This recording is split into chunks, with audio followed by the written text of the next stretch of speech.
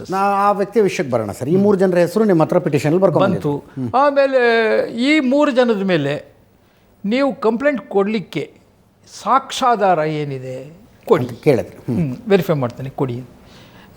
ಆಗ ಕೇಳಿದಾಗ even chances ಇದೆ ಅಂತ ನಾನು ಚಾರ್ಜ್ ಶೀಟ್ ಫೈಲ್ ಮಾಡಿ ಬಂದರೂ ಕೂಡ ಚಾರ್ಜ್ ಶೀಟಲ್ಲಿ ಕೆಳಗಡೆ final charge sheet will be submitted after obtaining all evidences ಅಂತ ಕೊಟ್ಟಿದ್ದೆ. ಅದು ಮೆನ್ಷನ್ ಇದೆ ಚಾರ್ಜ್ ಶೀಟಲ್ಲಿ ಇದೆ, ಕೊಟ್ಟು ಬಂದಿದ್ದೆ. ಆಮೇಲೆ ಕೊಡಲಿಕ್ಕೆ ಅವಕಾಶ ಇದೆ, ನಾನು I can change the things according to the availability of evidences.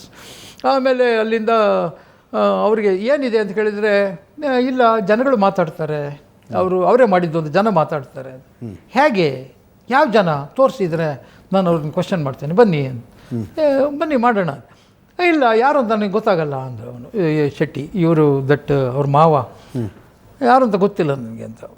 ಆಮೇಲೆ ಆಯಿತು, ನಾನು ಇದನ್ನು ನಿಮ್ಮೆದುರಿಗೆ ಎನ್ಕ್ವೈರಿ ಮಾಡ್ತೀನಿ ಅಂತ ಆ 3 ಜನನ ಕರೆಸಿದೆ.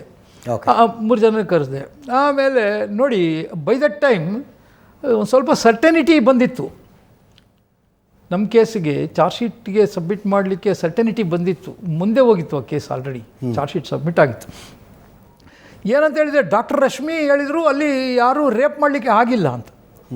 3 ಜನ ಇಲ್ಲಿ ಒಂದು ವೇಳೆ ಇದ್ದಿದ್ದರೆ ಆ ಕೇಸಲ್ಲಿ ಇವ್ರ ಪ್ರಕಾರ there could have been the successful intercourse with the victim. 3 ಜನನೂ ಸಂತೋಷ್ ರಾವ್ ಥರ ಇನೇಬಿಲಿಟಿ ಇರಲಿಲ್ಲ. It is true. ಮೇಲ್ನೋಟದ ತರ್ಕ. ಸೊ ಈ ಸೌಜನ್ಯ ಕುಟುಂಬಸ್ಥರು ಇರುವಾಗಲೇ ಆ 3 ಜನರನ್ನು ಕರೆಸಿದ್ರಿ. ಹೌದು, ಅವ್ರ ಎದುರಿಗೆ ಕರೆಸಿ ಎಲ್ಲ ಎನ್ಕ್ವೈರಿ ಮಾಡಿದ್ವಿ, ಅವ್ರ ಸ್ಟೇಟ್ಮೆಂಟ್ ಮಾಡಿದ್ವಿ. ನಾವು ಹೇಳಿದ್ವಿ ನೀವು ಎವಿಡೆನ್ಸ್ ಕೊಡೋವರೆಗೂ ನಾವೇನು ಮಾಡಲಿಕ್ಕೆ ಆಗಲ್ಲ, ಇವರೇ ಅಪರಾಧಿ ಅಂತ ಹೇಳೋ ತನಕನೂ ನಾವೇನು ಮಾಡಲಿಕ್ಕೆ ಆಗಲ್ಲ. ಅಥವಾ ಇಂಥವ್ರು ನೋಡಿದ್ದಾರೆ, ಅವ್ರ ಹೆಸರು ಹೇಳಿದ್ರೆ ಸಾಕಿತ್ತು.